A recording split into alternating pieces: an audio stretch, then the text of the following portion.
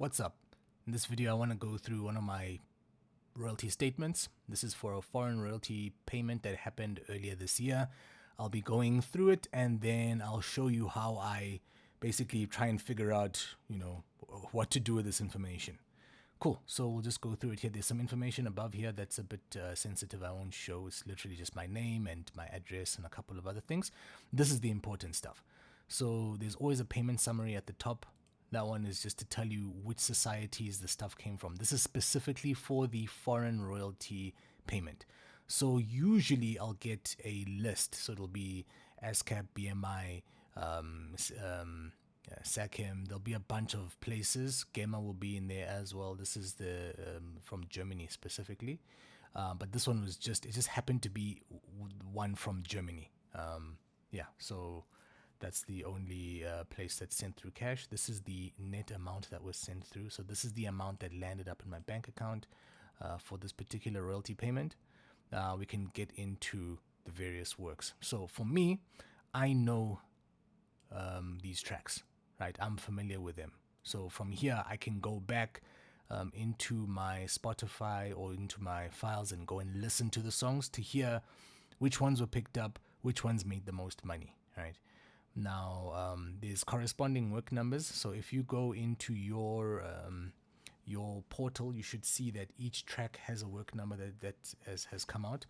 What I do know sometimes is that the work numbers, they'll be a little bit different. So over here, you can see how this work number is written out and this one here. It's the same number, but you see there's a 0 in the front of it here. Now, what can happen sometimes is when you go into your SAMRO portal, you've got the number represented in different ways, but all these numbers should show up under African King. Sometimes the number is different. Maybe if they've treated it differently for some reason, or maybe they gave it a different name, then the number will be different. In which case, you'll have multiple numbers under one particular track. But as long as they all get gathered under one track, it should be fine. If you look here, you'll see channel source. Channel source for me usually tells me where the track is played. So if I scroll down, it seems all of them are under unknown. So this is a very bad, it's not a good statement. I mean, here we've got one that says Netflix. It's not a good statement because it's not telling me which shows, so it's tough for me to go back and figure out where the stuff played, which doesn't really help. In most of the other statements, I get a clear understanding, and even with my PRS statements there, it tells me exactly which channels the stuff played on. This doesn't help me. Unknown exploitation, which basically means money was collected for the track being used somewhere, but we're not exactly sure where it was used. For an issue like this, having a source like TuneSat would help, because then I can check and go and see if African King pops up anywhere, check to see how many usages they were, and then see how much money was generated. Now, if you see here, you'll see that there were 3 usages. So literally the track was used 3 times. I own a 50% share in that particular track. It's me and my publisher. And this is the amount that was paid out. This amount is quite high for the amount of usages that there are here. What that tells me is that these are probably cumulative usages, meaning it was used maybe a bunch of times in a show. And then when that particular show reported, they reported that as one usage, or SAMRO has labeled it as one usage. And that one usage of however many times it was used is then just counted as one usage. So long story short, it says 3 here, but I know it's probably a hang of a lot more. In the local statements, one of these days I'll pull up a local statement. And the local statements, you'll see massive numbers. Sometimes it's 100, sometimes 1,000, sometimes 1,200. It's sometimes quite large numbers. But because the track was used maybe for 3 seconds or 5 seconds, it adds up as cents. And then that ultimately then adds up to 700, 2,000, 5,000 Rand because it's been used so many times. So that's what I'm seeing here. It's just it's not detailed. And this is one of the reasons why I shifted my foreign royalty payments to PRS, because PRS will tell me what's going on and SAMRO won't. So we can move on. We can see some of these brought in some nice amounts, whereas some only brought in 3 Rand. So you can see it really does depend where tracks get used. Sometimes it's a lot, sometimes it isn't. This track here, Area Boys, 400 Rand. right? There's more tracks here. So what I know from my own tracks is every track up to this point has been an Afrobeats track. From what I know, the rest of these, I think this is possibly a hip hop track. And you can see here 2 usages, 50% ownership of the copyright, 2,100 Rand. I know that was definitely not 2 usages. It was probably multiple usages that have just been reported twice. Be Easy, definitely a hip hop track. That one generally brings money in from various places, from various shows. Behind Closed Doors, same story. Also, it's one of those things that has been. These are tracks that I made more than 10 years ago that are just slowly bringing in money, which is why I say sync is such a nice space to work in, because the money will just continue to flow. You never really have to. Beyond this point, like, it might get used again, it might not get used as much, but there'll always be something trickling through, and it all adds up. Big Hole, I know, is a house track that I worked on. It was a very quick track I worked on back in must have been 2018. And it's also brought something through, which is it's nice. This is it's an Afrobeat track. I know this one. It's so funny that I'm actually still able to remember what these tracks are. I don't really know what they sound like, but I just know what genre they are. Blue Banger, this is definitely a hip hop track. I actually worked on it with another person. So there's 3 of us on the track, and I get 25% share. My nice little 68 Rand over there. And then there's another one, 8 usages. So it's actually 2,000 something. Boda Boda, this is an African Afrobeats track, 4 Rand, nice. Bottoms Up was hip hop. Breakout, I think, was also hip hop. So we're looking at what, 300 and something there for that. Brightest Lights, also hip hop. Cascade. This is definitely an Afrobeats track. Got some nice usages. This was nice. Yeah. Catch a Player, that was a hip hop track. Change, drum stem. Okay, so this tells me that a particular alt version was used of this track. Sometimes they do label it as alt versions, sometimes they won't. But yeah, here they obviously got a license to use the entire Change track, but then they only used the drum stem, which is fine. It earned me 6 Rand over there. That's cool. I don't know what this would be. I don't know if it's this could actually be streaming, SoundCloud streaming. I don't know if my track is on there, and I'll see my share here is it's quite low, but it actually might be a track that's unrelated to sync. So yeah, that was my percentage I got on that one. Cocktail, this is a pop track, 25%. I made this more than 10 years ago, and it's just slowly been bringing in a couple 100 Rand, which is nice. You can imagine that with the amount of tracks that you make each year, if you've got 20, 30, 50, 100, 500 tracks all bringing in a little bit of cash, it adds up. Congo, definitely an Afrobeats track, brought through a little nice amount there. Dengue Pose, same story, Afrobeats.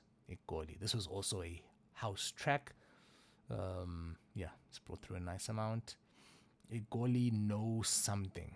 If I'm not mistaken, it's probably no drums, because I don't remember these house tracks ever having any vocals on them. So it was just used as an instrumental. So you never know. If you make different alt versions of your tracks, you could be earning some nice royalties too. Ixe is, this one I know exactly how it sounds like. It's an Afrobeats track. I made it a couple of years ago. Brought through a nice little 500 Rand there for me.